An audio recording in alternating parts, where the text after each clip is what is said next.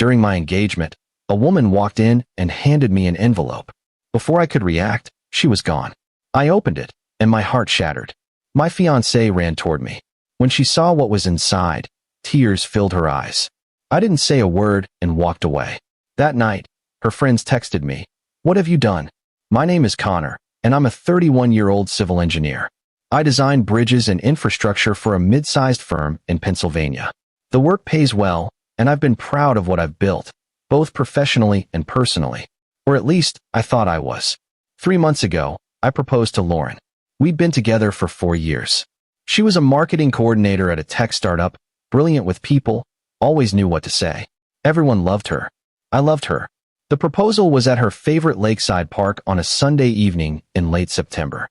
I rented a small boat, had a photographer hiding in the trees, and when the sun hit that perfect golden angle, I got down on one knee. She cried. I cried. Her mother cried when we told her later that night. It felt perfect, like everything I'd worked for was finally coming together. We set the engagement party for early December at a boutique event space downtown. Lauren handled most of the planning. She was good at that stuff. Spreadsheets, vendor calls, seating charts. I helped where I could, guest list, catering choices, the bar selection. We invited about 70 people. Friends from college, co-workers, family. It was supposed to be the beginning of everything. The party was on a Saturday night. I remember the date because it was December 7th, exactly 3 months after the proposal. The venue had these floor-to-ceiling windows overlooking the city, soft amber lighting, a live acoustic guitarist in the corner playing covers of songs we both loved.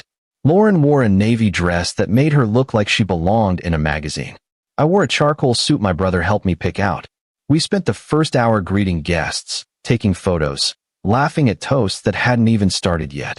My mom kept pulling me aside to introduce me to distant relatives I'd forgotten existed. Lauren's best friend kept making jokes about wedding dress shopping. Everything felt warm and right. Around 7:45 p.m., I was standing near the bar talking to my best friend, Tyler, about a project deadline at work. He was telling me about his recent promotion when the front door opened. A woman I'd never seen before walked in.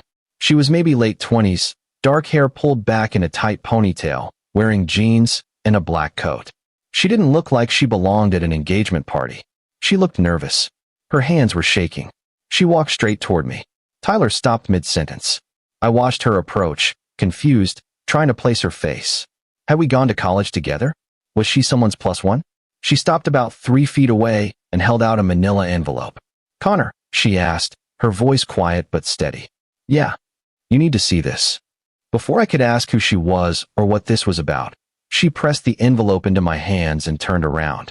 She was out the door in seconds, moving fast like she was afraid she might change her mind. I stood there holding it, people starting to notice, conversations around me fading into a dull murmur. The guitarist was still playing some indie cover in the background. Tyler leaned in. "Who was that?" "No idea." I looked down at the envelope. My name was written on the front in blue ink. Nothing else. No return address. No explanation. I opened it. Inside were printed screenshots, text messages, bank statements, photos, everything neatly organized, like someone had built a case file. The first screenshot was a text conversation between Lauren and someone saved in her phone as A. The messages went back months. April, May, June. They were explicit. Not just flirty, explicit. Plans to meet. Descriptions of what they'd done. What they wanted to do again. Words I'd never heard her use with me. I felt my stomach drop. The second page was a bank statement. Lauren's name at the top. Transactions to a hotel.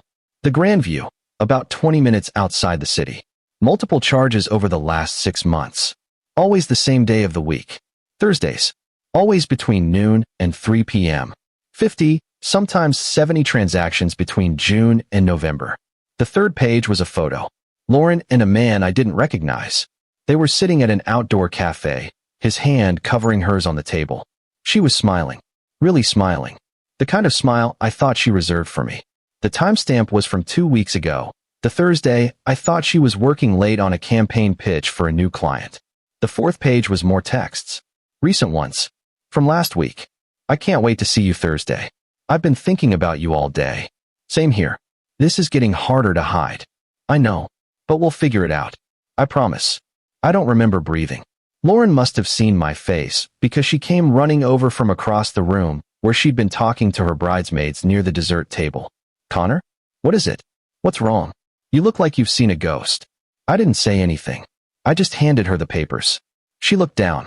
Her face went white, then red, then her eyes filled with tears. She looked up at me, then back at the papers, then at me again. Her mouth opened, but no sound came out. Connor, I held up my hand. I didn't want to hear it. Not there. Not in front of 70 people who came to celebrate us. Not in front of my mother. Not in front of her father, who'd given a toast an hour ago about how proud he was to welcome me into the family. I turned and walked toward the door. No explanation. No scene. I just left. I could hear her calling my name behind me, her voice breaking. Connor, wait. Please. Let me explain. I kept walking. I pushed through the front door and out into the cold December air. My car was parked 2 blocks away. I got in and drove. I didn't know where I was going. I just drove. My hands were shaking on the steering wheel. My heart was pounding so hard I thought it might break through my chest. Update 1. That night, I ended up at Tyler's apartment. He'd followed me out of the venue, tried to stop me at the door, but I told him I needed to be alone. He didn't push, just nodded and let me go. He texted me an hour later asking where I was, and I finally told him. He didn't ask questions, just said, "Door's unlocked. I'm at the venue helping clean up. Be there in 20. I sat on his couch and stared at the wall. I didn't cry. I didn't rage. I just felt empty, hollow, like someone had scooped out everything inside me and left just the shell. Around 11 p.m., my phone started blowing up. Text after text. Lauren's friends. Her bridesmaids. People I considered friends too. What did you do? Lauren's a mess. You need to come back. She said you humiliated her in front of everyone. Whatever you think happened, you're wrong. She made one mistake. Don't throw away 4 years. I didn't respond. I turned my phone off and tried to sleep on Tyler's couch. I couldn't. I just lay there staring at the ceiling, replaying every Thursday for the past 6 months. Every late work meeting. Every campaign deadline. Every time she said she was too tired when she got home and went straight to bed. The next morning, I woke up to 43 missed calls. Most were from Lauren. A few from her mother. One from my own mother, asking what the hell was going on because Lauren had called her at midnight crying, saying I'd abandoned her at our engagement party. I called my mom first. Explained everything. Read her some of the texts over the phone. She was quiet for a long time, then said, "Oh honey, I'm so sorry. I'm so sorry." I told her I needed time and that I'd call her later. Then I turned my phone back off. Tyler came home around 10 a.m. with coffee and bagels. We sat in silence for a while before he finally asked, "Do you know who the guy is?" "No idea." "Do you know who gave you the envelope?" "No." "You gonna find out?" "Eventually." He nodded, taking a sip of his coffee. "You need a lawyer?" I hadn't even thought about that. We weren't married yet, but we'd been living together for 2 years. Shared lease on a 2-bedroom apartment in the city. Shared bank account for household expenses, rent, utilities, groceries. Joint gym membership. Her name was on my car insurance.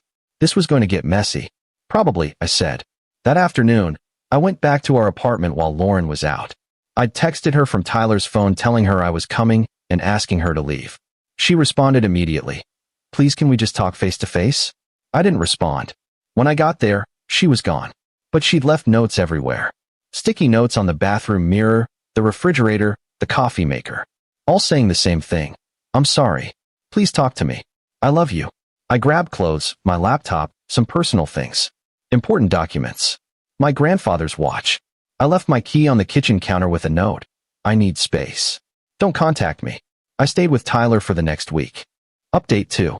5 days later, I got a call from an unknown number. I almost didn't answer, but something told me to pick up. "Connor."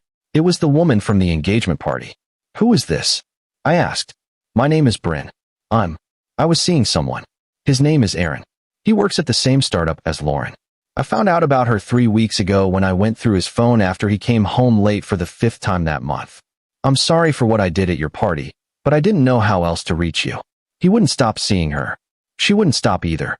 I confronted him multiple times. He kept saying it was over, but it never was. "I thought you deserved to know." I sat down on Tyler's couch. My head was spinning. "They work together?" "Yeah. He's the creative director. They've been seeing each other since June. Maybe longer. I don't know. I only found the messages in November, but the texts go back further. I took screenshots of everything before he could delete them. June. We got engaged in September. She'd been cheating on me before I even proposed. Before I spent 3 weeks planning the perfect proposal. Before I asked her father for his blessing. Why didn't you just call me? I asked. I didn't have your number. I found your name through Lauren's Instagram. I saw the engagement party invitation she posted 3 weeks ago. I thought if I tried to contact you privately, she'd intercept it or convince you I was lying. These things, people don't always believe the messenger. I panicked. I thought if I gave you proof in person, in public, you'd have to face it. I'm really sorry. I know it was probably humiliating. I didn't know what to say. Thank you. I finally managed. For telling me. I broke up with him, she said quietly. That night, after I left your party, I went straight to his apartment. He was getting ready for bed like nothing had happened. I showed him the engagement party photo from Instagram and told him I knew he was there with her. He admitted everything, said it didn't mean anything, that he loved me, that she was just convenient. But I couldn't stay. I'm sorry, I said. Me too. We hung up. I sat there for a long time. Then I called Lauren. She picked up on the first ring. Connor, please, let me explain. Aaron, I said. Creative director. Since June. Silence. Long, heavy silence. How long have you known? She whispered. Does it matter? Connor, I made a mistake. It was stupid. It didn't mean anything. I love you. I want to marry you. I want the life we planned. I laughed. It came out bitter and sharp, nothing like how I usually sound. You were sleeping with him while I was planning our future. I know. I'm so sorry. It's over. I ended it 2 days ago. I swear. Please, can we just talk? In person? I'll answer any question you have. I'll do anything. No. Connor. I'm done, Lauren. We're done. You don't mean that. I do. For years, Connor. For years. You're just going to throw that away. I didn't throw it away. You did. Every Thursday for 6 months. She started crying. It was a mistake. One mistake. Everyone makes mistakes. It wasn't one mistake. It was dozens. Hundreds. Every time you lied about where you were. Every time you texted him. Every time you came home and kissed me like nothing was wrong. I'm sorry, she sobbed. I'm so sorry. So am I. I hung up. 2 days later, I got a text from her mother. You're making a mistake. She loves you. Don't throw away 4 years over one bad choice. People can change. She's devastated. Her father and I raised her better than this, and she knows it. Give her a chance to make it right. I blocked her number. Then I blocked Lauren's number too. Update 3. In mid-December, I hired a lawyer. We weren't married, but the lease and the shared account complicated things. My lawyer, a woman in her 50s named Patricia who came highly recommended, advised me to close the joint account and move my portion to a separate one immediately. I did. Lauren called me 17 times that day from a different number. I didn't answer. I blocked that one too. Patricia also advised me to document everything. Keep the envelope. Keep records of all transactions. Screenshot any communication. I did all of it. By Christmas, I'd moved into a small one-bedroom apartment closer to work. It was quiet. Empty. Bare walls. A futon Tyler lent me until I could buy a real bed. I didn't decorate. I didn't see the point. My mom offered to come help me set up, but I told her I needed to do it alone. Tyler invited me to spend Christmas with his family, but I declined. I wanted to be alone.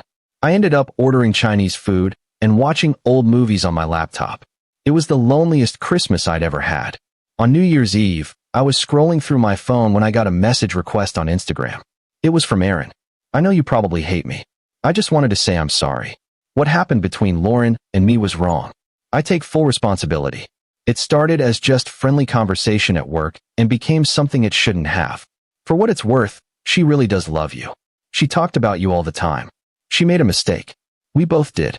I hope you can find a way to forgive her. She's a good person who did a bad thing. I stared at the message for a long time. Part of me wanted to respond, to tell him exactly what I thought of him, but I realized it didn't matter. Nothing he could say would change anything. I blocked him. In mid-January, I ran into one of Lauren's bridesmaids, a woman named Kimberly, at a coffee shop near my office. She saw me, hesitated, then walked over. Hey, Connor. Hey. How are you? Fine. She shifted her weight, clutching her latte. Look, I know it's not my place, but Lauren's not doing well. She's been really depressed. She barely leaves her apartment. She's seeing a therapist now. She knows she messed up. She's trying to make things right. I took a sip of my coffee. That's not my problem anymore. I get it. I do. But she really loved you. She still does. What she did was awful, but people make mistakes. She's human. She had a funny way of showing it. Kimberly looked down at her cup. I told her not to do it. Back in July, I saw them at a restaurant together and confronted her. She swore it was just lunch. A work thing. I believed her because I wanted to. I should have said something to you. I'm sorry. I didn't know what to say to that. So I just nodded. She didn't say anything after that. Just squeezed my arm gently and walked away. Final update. It's been almost 3 months since the engagement party. Lauren and I haven't spoken since that phone call in December. I heard through mutual friends that she quit her job at the startup in January. Apparently, Erin was let go a week before that for undisclosed reasons. Rumors say HR got involved after other employees found out about the affair. I don't know if they're still in contact. I don't care. Bryn reached out to me again in late January. We met for coffee at a small cafe downtown. She wanted to apologize again for how she handled things, and I told her she didn't need to. If anything, I was grateful. She saved me from making an even bigger mistake, marrying someone who didn't respect me. We talked for over an hour. She's doing better now. Moved on. Started therapy too. Dating again, though taking it slow. We're not friends exactly, but we check in on each other every few weeks. It's nice to talk to someone who understands what it feels like to be blindsided by someone you trusted completely. I sold the engagement ring in February. Took it to 3 different jewelers before finding one who gave me a fair price. I lost about 30% of what I paid, but I didn't care. I used the money to book a solo trip to Colorado in March. I needed to clear my head, get away from everything, spend some time in the mountains where things feel simpler. The apartment lease ends in April. Lauren agreed to let me buy her out of it. My lawyer handled all the paperwork. We didn't have to speak. Patricia said she seemed cooperative, almost relieved to be done with it. I don't know where she's living now. I don't ask. I'm still angry sometimes. Not the explosive kind of anger where you want to scream or break things. Just the quiet, simmering kind that sits in your chest and makes it hard to trust people. But I'm working on it. Seeing a therapist of my own now. A guy named Dr. Harrison who specializes in betrayal trauma. Trying to rebuild. Trying to figure out who I am outside of the relationship I thought I was building. My mom asks me sometimes if I think I'll ever date again. I tell her maybe. Not now. But maybe someday when I'm ready. When I can trust again. People keep asking me if I think I'll ever forgive her. Honestly, I don't know. Maybe one day. Not for her. For me. So I can let go of the anger. But right now, I'm focused on moving forward. On figuring out who Connor is when he's not planning a wedding or building a life with someone who didn't value him the way he valued her. I don't regret walking away. I regret not seeing it sooner. I regret ignoring the small signs. The way she'd turn her phone face down when I entered the room. The new perfume she started wearing in July. The gym membership she suddenly renewed after letting it lapse for a year. But I guess that's the thing about betrayal. It's always clearer in hindsight. Tyler tells me I'm doing better. That I smile more now than I did in December. Maybe he's right. I'm starting to feel like myself again. Or maybe a different version of myself. One who's a little more cautious, but also a little more sure of what he deserves. I'm okay. Not great, but okay. And that's enough for now. Edit 1. A few people have asked what happened to the engagement party. We'd paid deposits that were non-refundable, about $4,000 total. Lauren's parents ended up covering most of it since I walked out. I offered to split the losses, but they refused. Said it wasn't my fault. I didn't push it. I appreciated the gesture, though it didn't make any of it easier. Edit 2. For those wondering, yes, I kept the envelope. I don't know why. Maybe as a reminder. Maybe just because I'm not ready to let go of the proof yet. It's in a drawer in my apartment, underneath some old tax documents. I haven't looked at it since that night, but knowing it's there helps somehow. Like proof that I'm not crazy. That it really happened. Edit 3. Someone asked if I ever found out why Bryn chose to reveal everything at the party instead of before. She told me later she'd been debating it for weeks, but when she saw Lauren post about the engagement party with captions about forever and soulmate, something snapped. She said she couldn't let me walk into a marriage blind. I get it now. I'm glad she did it when she did.